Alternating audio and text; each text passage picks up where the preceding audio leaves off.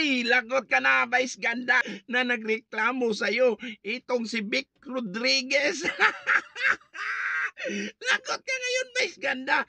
Lahat ng mga inendorsan mo na mga company, gustong ipa-boycott ni Vic Rodriguez. Ayan, yari ka ngayon.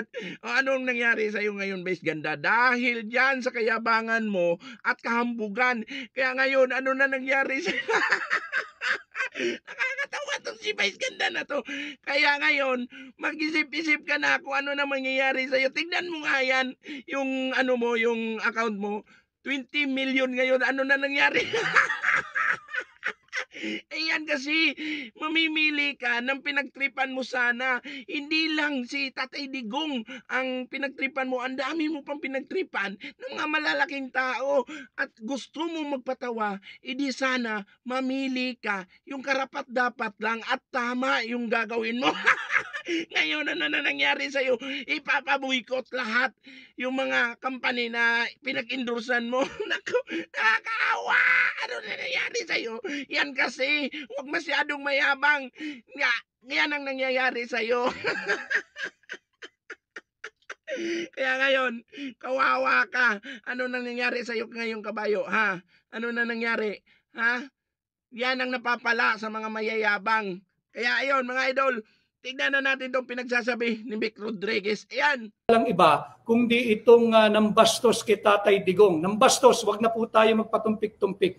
Kung matapang siyang nambastos kay Tatay Digong, mausig natin siyang uusigin dito sa Tinig Maisog. Si Vice Ganda, atin pong pag-uusapan, i-boycott yung sahod po ngayon. Sana ay mga nanananghali kung kayo po'y nag-iisip-isip. Luzon, Visayas, Mindanao. Lahat po, yung ating mga kapatid sa KOJC.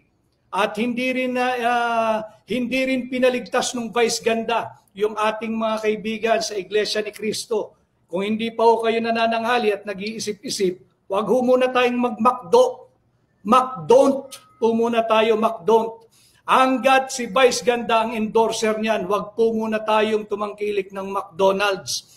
Luzon, Visayas at Mindanao, lalong-lalo na dyan sa Mindanao at sa Visayas at dyan sa Davao. Hanap po muna tayong iba.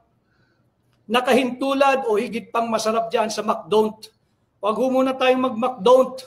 Huwag muna. Hanggat hindi humihingi ng sinserong patawad yung napakaangas na Vice Ganda. Huwag po nating tangkilikin na McDonald's. Tangkilikin muna natin yung sariling atin. Nandiyan naman ang Jollibee. Ayun, ahahay, ano na nangyari? Ano na nangyari ngayon, Vice Ganda? Dahil kasi yan, hambog ka. Kaya ayan tuloy, akala mo lang kasi na yung biro na ginagawa mo, normal lang yun para sa'yo. Yan kasi ang mahirap eh. Hindi mo iniisip kung yung biro mo na yun, may nasasaktat na apakan kang tao. Lalong-lalo na mag-isip ka. Magbiro ka lang sa lahat. Huwag lang si PRRD kasi alam ng taong bayan kung ano ang ginawa ni PRRD para sa ating bansa. Tapos ganyan, pag tritripan mo si Tatay Digong, nakakaloko kang kabayo ka, no? Hindi mo iniisip kung gaano talaga kamahal si Tatay Digong ng taong bayan. Kaya, ano nangyari ngayon? Hindi, kailangan talaga na mag-public apology ka. Yung gusto talagang mangyari ng taong bayan o itong mga DDS, itong mga nagmamahal kay Tatay Digong, gusto nila na mag-public apology ka na sincero, galing sa puso mo. Hindi yung public apology mo na nasa utak mo lang. Kasi yung utak mo, walang ano yan, walang magandang takbo yan. Puro lang kagaguhan, kaamawan, at kahambugan. Yan lang yung mga nasa utak mo. Akala mo kasi, porkit may pera ka, sikat ka, magaling ka na. No? Kaya, good luck sa'yo at ang karir mo. Paano na ba yan? Yari na ang kabayo. Wala na. Magbiro ka sa lahat. Wag lang si Tatay Digong. Yan ang tandaan mo, Vice Gandang kabayo ka.